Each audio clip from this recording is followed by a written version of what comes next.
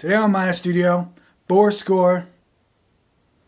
You just said end 7 years ago in your head, didn't you? Didn't you?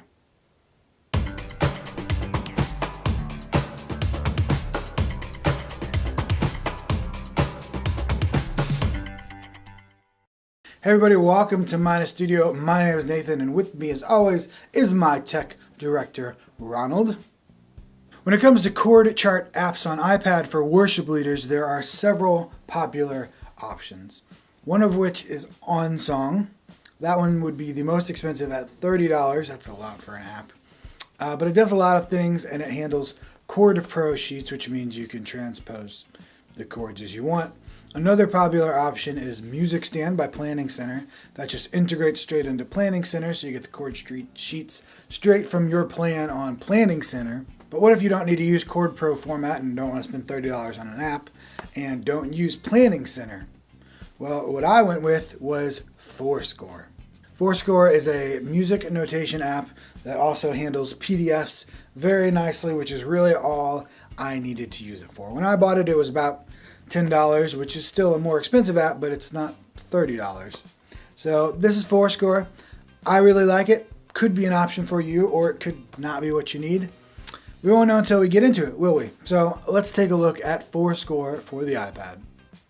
So here we have ForScore on the iPad. I just have a random chord sheet pulled up. Might need a save. If we click in the middle of the chord sheet, it'll bring up all of our options here at the top. This side over here is kind of our library functions. Whoops. Our library functions. And this side over here is settings and other apps and such you can use. So we'll start over here with our library. This first one is just your library divided into all kinds of categories, for instance by composer, by genres, by tags, by labels, etc. I don't really have any composers or tags or labels on mine. I just have them divided into genre, like Christmas and such. That's more helpful to me. But you can divide yours any way that you see fit. So that's just your general library there. This next little book symbol over here is Bookmarks. To be honest, I haven't really used Bookmarks and don't know a lot about it. So if you do use Bookmarks in ForScore, you'll have to let me know what you use those for, because I'm not quite sure what you would use those for. And then the next one is the one I use all of the time, and that's set list. So the little, it looks like a little line symbols there is set list. You can see here I have all my set lists for different Sunday services or chapels, or here I just kind of have some general things like songs for Lent that I've decided I want to kind of put in a set list for future use. So those are all my set lists. So I have one for each Sunday. You can see there. Click on that and it's got the songs for that Sunday. And then you can order them manually, which is what I do because I want them in a specific order. But you can also order them by title and shuffle them and etc. Not sure why you would want to shuffle a set list, but no, I guess it could be fun. Alright, so those are your library functions on this side over here. Going to this middle bar here, the most important thing for most people is this little pencil icon right there. And that is the Annotate button. And you can see now we can write and type on our sheet. Add like a flat symbol there if you need to flat something. I draw on mine a lot, so let me erase that. Oops. Oh, I went to the next page. So I'll often just draw the capo position I need. So that one's capoed in 3 or whatever. Or I can X out the chorus if I don't want to use the chorus, and then I can just later go in and erase it with the eraser tool. You can also type here with the text box. Bring up the keyboard, actually type things. And then there's some other things like rulers and shapes and such that you can use. This is really helpful. This is probably even more helpful to people who use sheet music, like lead sheets on ForScore. And ForScore is actually built a lot for lead sheets and such. So this is very helpful for that. But I also use it a lot for just plain chord sheets for marking capo and stuff. Click done. This little arrow here brings up a lot of tools you can use, which are also over here, and I will show you once we get over there. But you can customize what goes in this little bar here for kind of quick access for tools. So if we go over to this side, we have this one, which is pretty obvious. That's just search. You can search your chord charts by name or composer or tags, whatever. Very, very helpful, of course.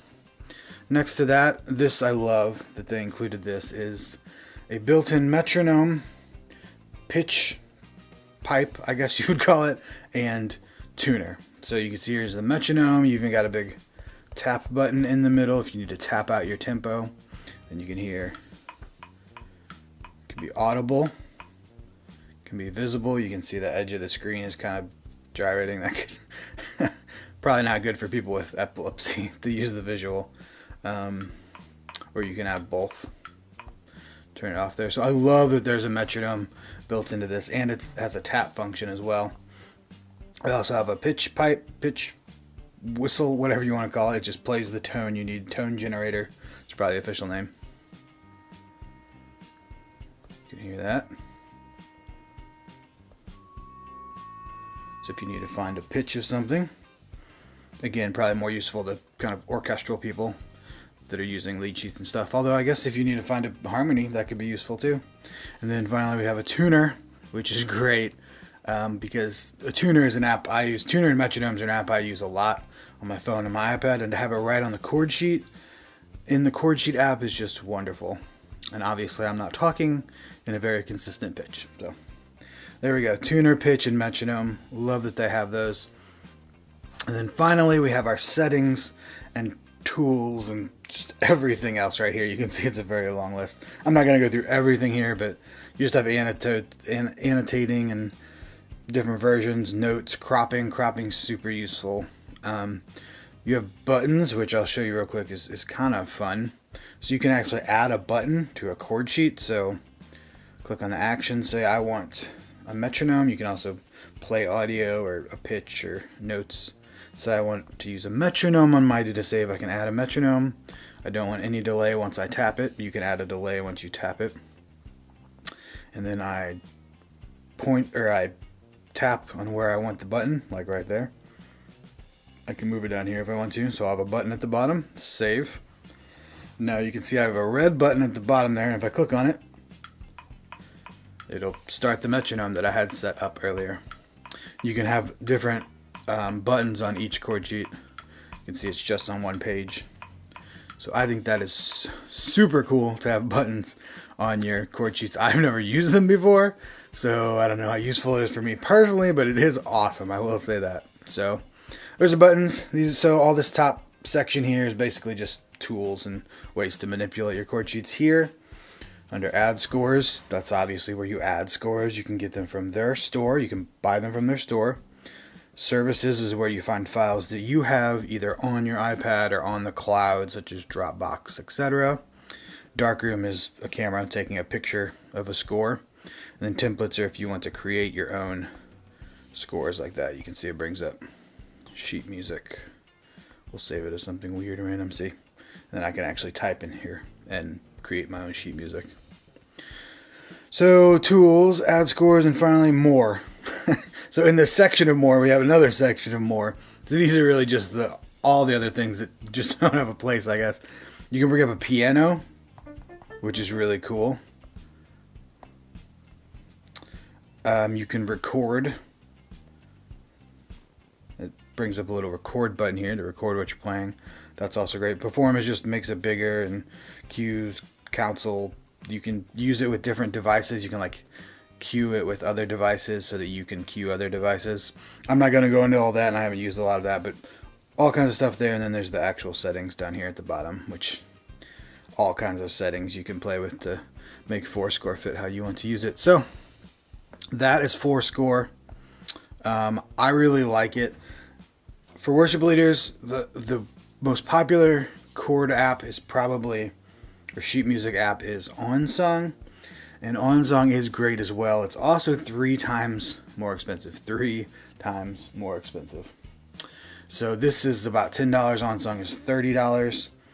And the big thing that OnSong does that ForScore does not is uses Chord Pro sheets, which means you can enter it and then change the keys. And that, for a lot of people, will be worth the extra $30.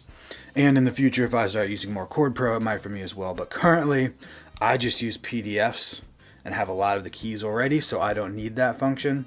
So ForScore is a great program. And then the other thing OnSong does is it can control like displays and create displays for you and such. Again, could be definitely worth the money, but I don't use that at all. So ForScore works great for me.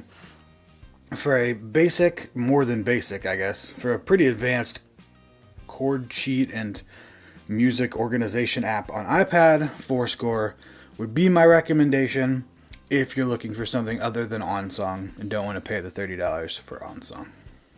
There you go. That was ForScore. Hope this video was helpful for you. If it was, please subscribe to Mina Studio, and I will see you back here next week.